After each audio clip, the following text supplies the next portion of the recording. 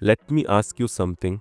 Have you ever tried to build a screen where the app bar collapses, the header scrolls away smoothly, and the content feels connected, and everything scrolls like one single surface?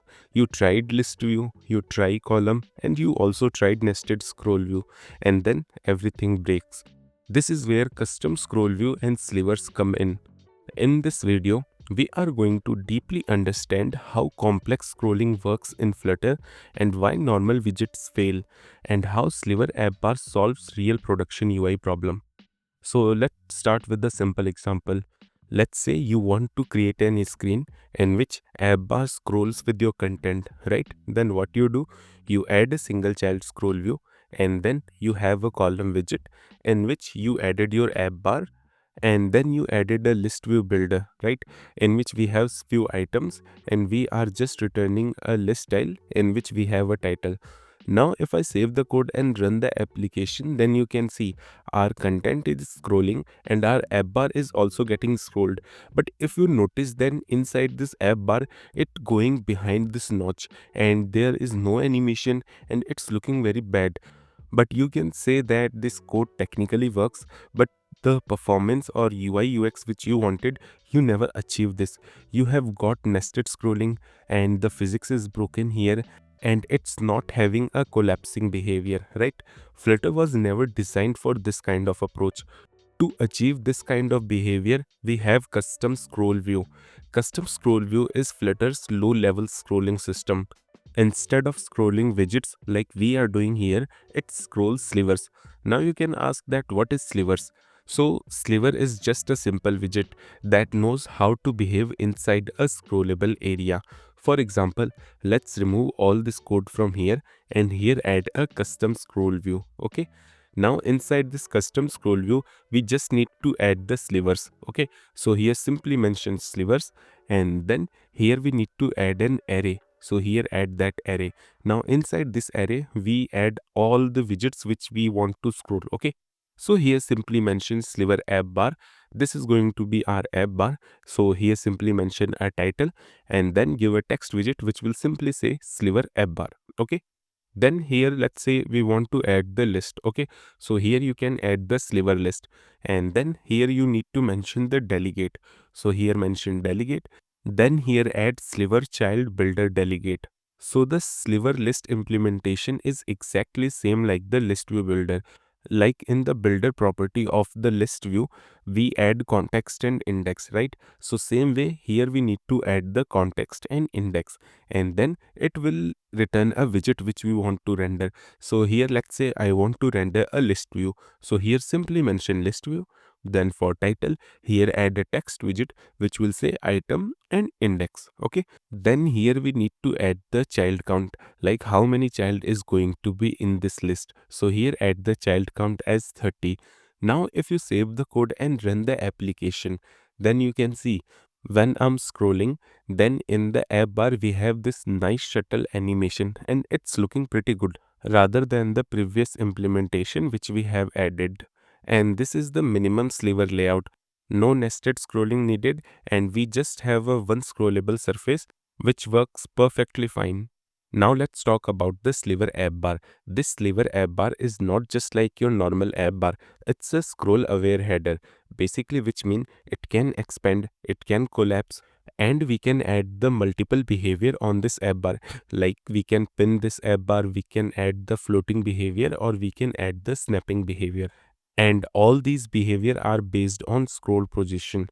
For example, come inside this sliver app bar and here add the expanded height as 200. Okay.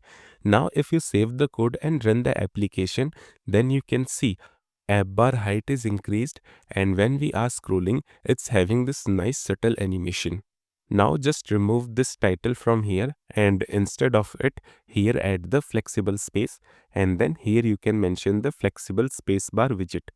Now inside this widget, here you can add the title. For example, let's add the title as profile, right? And then here you can also add a background image for this app bar. So here mention background, and then let's fetch this image from the network. So here add the image.network, and then here mention the URL, And then for fit, here add the box fit dot cover so that our image will occupy the whole available app bar space. Okay. Now if you save the code and run the application, then you can see here we are having a perfect image, right? And when we are scrolling, then you can see image is getting faded away, and then our primary color, which is the purple color, that is coming and occupying our app bar. Now based on the image, you can add the font style and change your text color. For example, here I'm getting the random image, so it's hard to fix the color. But in your application, you will have a fixed image, so that based on that, you can add your text color. Okay. Now again, one thing which I want to highlight, as you scroll up, the image is getting collapsed, the title animates, and the app bar sticks to the top. This is native, smooth, and performant behavior. Now apart from this, let me explain you three properties where most developers get confused. For example, in the sliver app bar, we have this pinned behavior. Okay, so when you make this property as true, then the app bar never leaves the screen. Like here, when I'm scrolling, then you can see the app bar is fixed at the top position. Okay. Now apart from this, we have this floating property, and when you make it true, then the app bar reappears when you scroll up. Like here you can see I'm on the bottom of the list, but when I'm scrolling upside, then you can see the app bar is getting appeared even though I'm not at the top of the list. Then finally, we have the snap property, and it always works with floating property. So make sure whenever you are using snap property, then you need to make the floating as true and then snap as true. So when you do this, it's something like the floating behavior, but you can use the snap to true to instantly get this app bar view. Okay. Now apart from adding the image inside the app bar, you can also add the gradient behavior. For example, in the background, instead of adding the image.network, you can add a container, then you can give the decoration, and here you can add your gradient kind of thing. Like now here I have added the gradient, and now when I'm saving the code and running the application, then you can see we have this gradient behavior, and when I'm scrolling up, then you can see the gradient is converted into the purple color. Okay. So basically this kind of behavior is used in profile screens, dashboards, and product pages. Now let's talk about the other sliver widget. Like let's say you want to add the list view in your sliver, right? Then rather than adding the list view, you need to add the sliver list. Like here I have added, and it's working perfectly fine.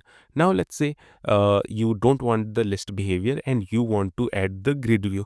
Then same way you can add the sliver grid, and then same like sliver list, here you need to add the delegate, then here add the sliver child builder delegate, and then same like sliver list, here you need to add the context and index. Then from here you can return your widget. For example, let's say from here I want to return a card widget. Okay, so here I have added a card widget. Then for child, here I have added the center widget. Then for its child, here I have added the text widget, in which I just simply add the grid and their index. Okay, and other thing is going to be same, but here you need to add one more property. Here you need to add the grid delegate. So here add the grid delegate, and then here you need to add sliver grid delegate with fixed cross axis count. Okay, and here you can assign the cross axis count, basically the number of columns. So here mention cross axis count as 2. Now if I save the code and run the application, then you can see we have 2 columns, right? And when I change this cross axis count to 3, then you can see we have 3 columns. So this is about the sliver grid. Now let's say you don't want to add the list or grid, right? You want to add a text widget. Then what you can do? So to add these other kind of widget, we have sliver to box adapter widget. So here you can add the sliver to box adapter widget. Then for its child, here let's say I want to add a padding widget. So here add the padding widget. Then for padding, here add the padding of 16 from all the side. And then for child, here add the text widget, which will say featured section. And then for style, here add the text style, in which we have the font size of 20. Okay. Now if you save the code and run the application, then you can see we have our normal padding and text widget. So do remember this thing, when you want to use a normal widget inside slivers, you just need to wrap it inside this sliver to box adapter. Never try to insert a normal widget directly inside the slivers. Okay. Now, by combining your sliver app bar, sliver list, and sliver grid and the final sliver to box adapter, you can create the beautiful UI. So, when your UI needs collapsing headers, complex scrolling, mixed layouts, and high performance, then custom scroll view and the sliver app bar is not optional, it's mandatory. And once you understand slivers, you will never go back to hacks. So, if this video helped you truly understand complex scrolling, like the video and subscribe to Widget Wisdom, and please give few hype point to this video. Now in the next video, we will try to understand draggable scrollable sheet in Flutter. So I'll see you in the next one. Till then, bye bye.